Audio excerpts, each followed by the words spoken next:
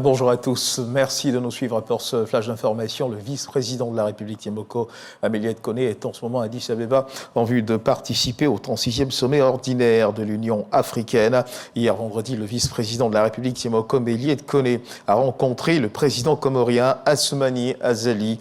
Ce dernier s'apprête à assurer les charges de président en exercice de l'Union africaine. Le vice-président de la République, Thiemoko Améliette Koné, a souligné que c'est dans ce cadre qu'au nom du président de la République, Alassane Ouattara, il est allé à faire ses hommages au président des Comores.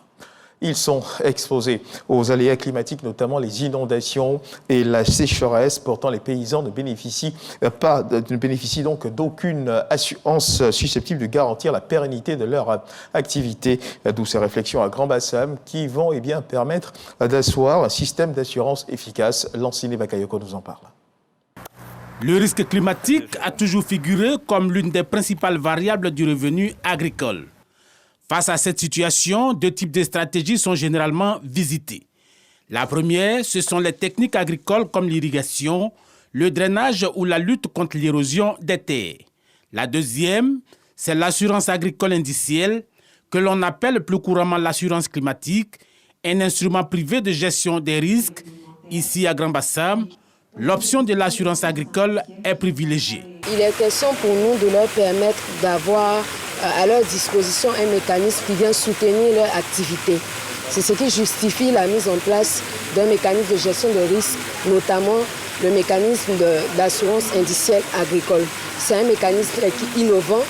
Partout en Afrique, les pays cherchent à vraiment déployer ce système-là pour pouvoir répondre aux besoins de leur secteur et assurer le développement du secteur agricole. Cette assurance indicielle agricole est donc développée pour tenir compte des limites de l'assurance classique, avec les blocages liés à l'impossibilité de rembourser tous les acteurs en cas de sinistre. Je vais montrer comment il faut calculer pour savoir si la plante est en difficulté et que l'assureur devrait indemniser ou que la plante n'a pas de difficulté et que l'assureur ne va pas payer. Pour que les gens puissent comprendre qu'ils ne vont pas payer leur prime pour rien. Donc c'est vraiment les aspects techniques là que je dois montrer, surtout aux décideurs, bien que ce ne soit pas eux qui vont faire le travail technique, au moins qu'ils puissent savoir quand le produit va venir, est-ce qu'il est bon, est-ce qu'il n'est pas bon, de façon globale, pour pouvoir vraiment discuter parce que c'est eux les décideurs. Les avantages de l'assurance indicielle pour les agriculteurs sont relativement nombreux, notamment la stabilisation du revenu via la microassurance.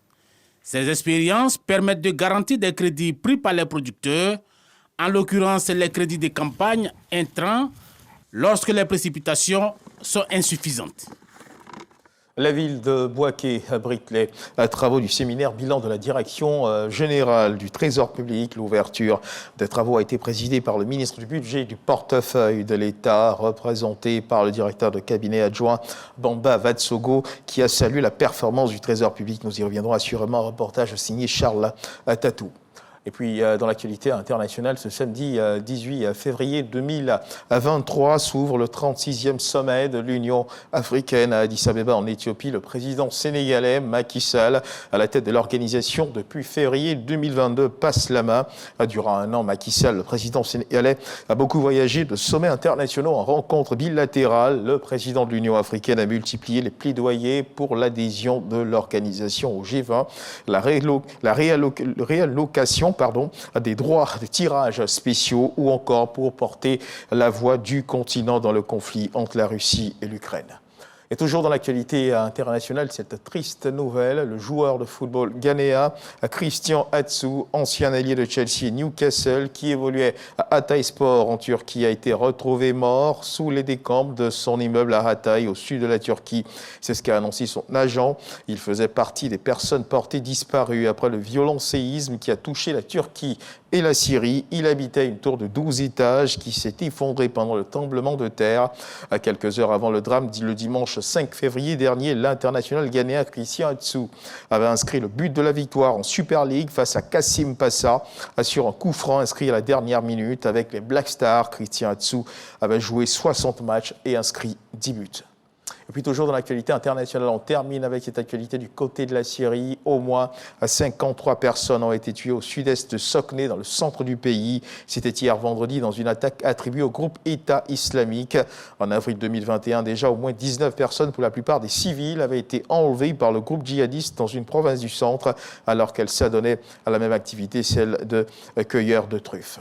Voilà qui marque la fin de ce flash d'information. Merci de nous avoir suivis. Je vous retrouve à 13h pour le journal.